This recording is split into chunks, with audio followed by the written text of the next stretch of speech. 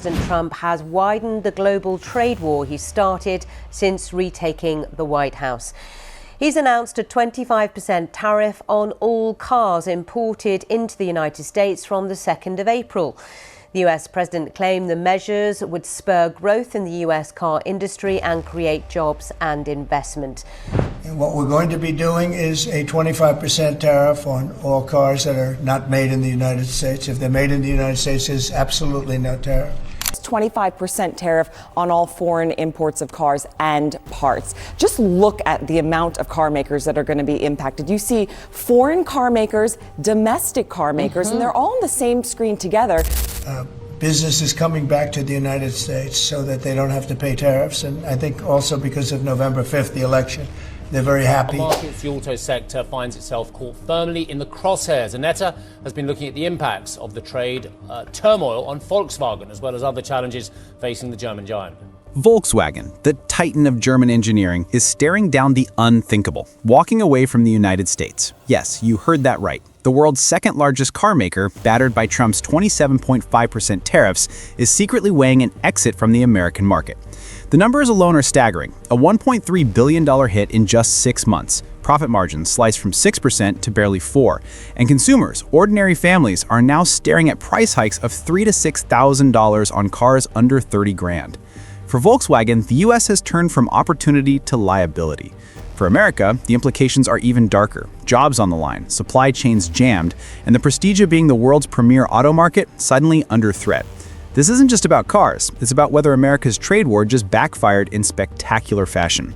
Stay with us, like, subscribe, and keep watching. What happens next will shake the auto industry to its core. The storm began with numbers most Americans never even noticed, a quiet tariff adjustment, 27.5% slapped on every Volkswagen rolling into US ports, 25% on top of the 2.5% baseline. For Washington, it was politics. For Volkswagen, it was survival. By mid-2025, the bill had already reached 1.3 billion euros, about $1.5 billion in US terms. Margins that once sat comfortably near 6% were sliced down to 4%. 2 percentage points may sound small, but in the auto world where profit depends on scale, those 2 points can decide whether factories stay open or shut their doors. Volkswagen executives, normally disciplined and silent, began whispering the unthinkable. Maybe it's time to leave America behind. And consumers, they were the first casualties.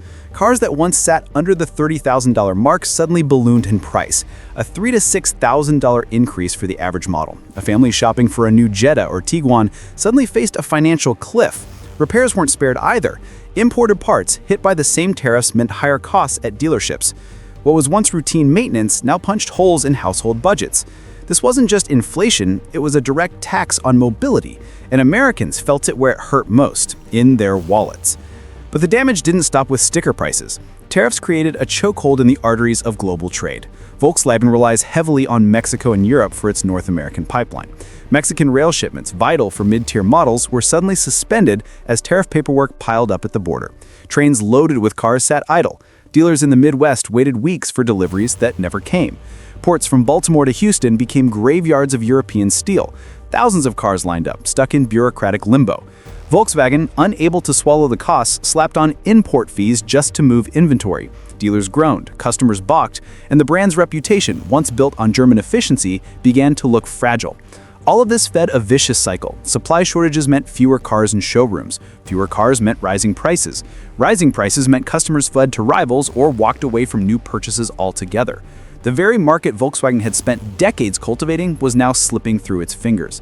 And here's the irony. These tariffs weren't just hurting Volkswagen.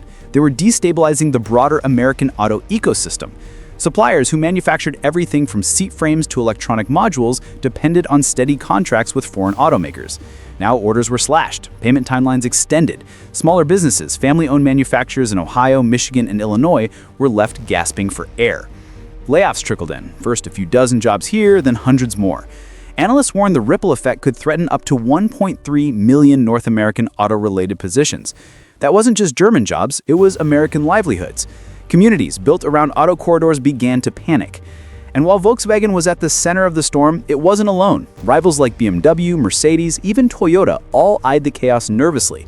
But it was VW that bore the heaviest weight. Why? Because unlike some rivals, Volkswagen's US presence relied more on imports than local production. And when imports became poison, the brand turned into an easy target. That's when the whispers turned into boardroom debates. Executives flew back and forth between Wolfsburg and Washington. Some pushed for patience, hoping tariffs might ease. Others, staring at the billion-dollar hole in the books, argued for a radical solution: cut the U.S. loose. Leaving America, of course, wouldn't be easy, but every scenario they modeled showed the same truth: stay too long under tariffs and Volkswagen bleeds out. But that wasn't the whole story, because while consumers and suppliers buckled under the pressure, a new crisis was already forming inside Volkswagen's own supply chains.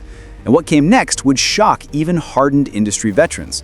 Volkswagen's crisis didn't stop with sticker shock or stranded rail cars. It cut deeper into the very structure of its brand portfolio. Take Audi and Porsche. These luxury badges, the crown jewels of Volkswagen's empire, have one fatal weakness: they depend entirely on imports. No US assembly plants, no local lifeline. Every SUV, every sports car, every sedan arrives by ship, and when tariffs spiked, these brands became sitting ducks. Audi's growth in the US flatlined almost overnight. Porsche, a status symbol for the wealthy, faced angry dealers as shipments slowed and costs soared. Even affluent buyers, who usually shrug at price tags, began to hesitate when models suddenly jumped tens of thousands of dollars.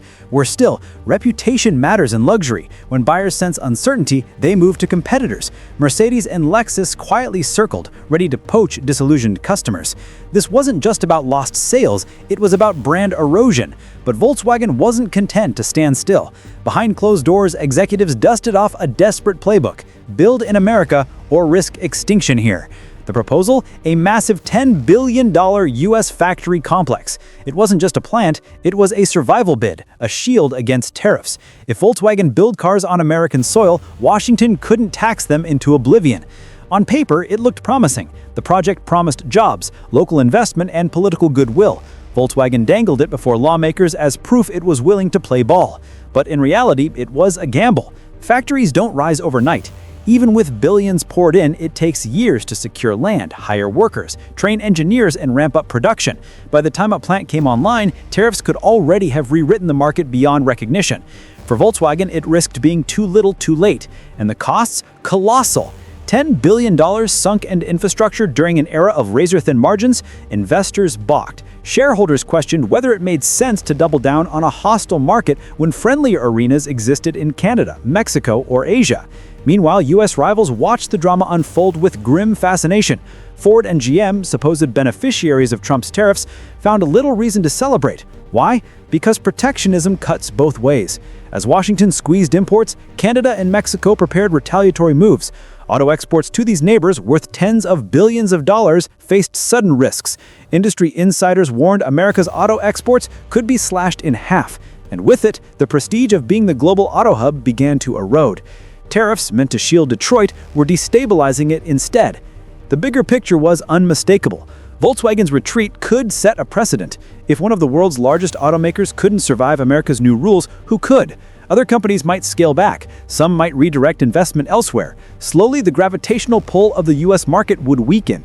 And that raised the most dangerous question of all. Was America losing its edge in the auto wars?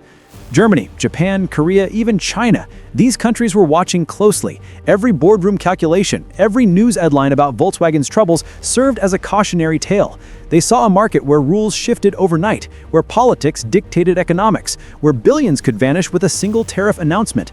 For Volkswagen, the answer was becoming painfully clear. Survival meant rethinking priorities. Maybe America was no longer worth the bloodletting. Maybe the future lay in markets less volatile, more stable, and far more predictable. And that left the US staring down an uncomfortable reality.